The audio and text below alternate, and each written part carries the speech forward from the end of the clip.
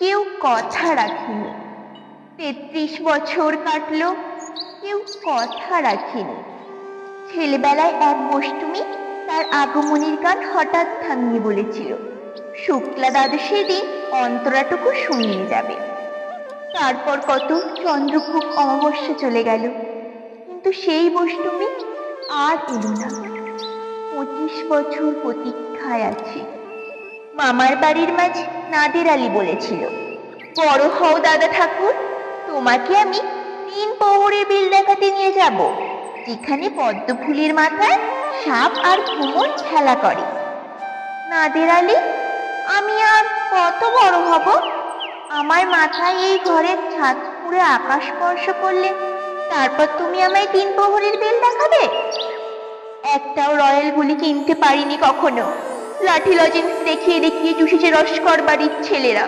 ভিখারির মতো চৌধুরীদের গেটে দাঁড়িয়ে দেখেছি ভিতরের রাস উৎসব।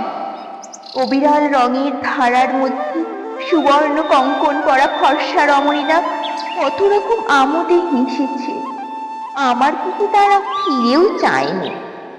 বাবা আমার কাঁধ ছুঁয়ে বলেছিল, দেখিস একদিন আমরা। বাবা এখন অন্ধ।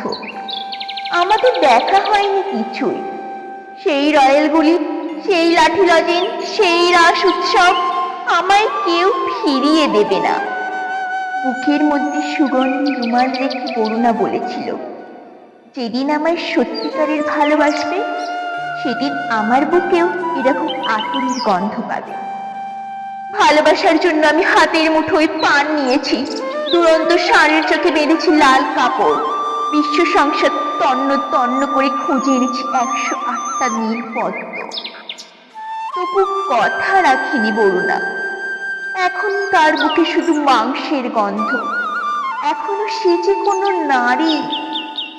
কেউ কথা রাখেনি। ৩৩ বছর কাটলো, কেউ কথা রাখে না।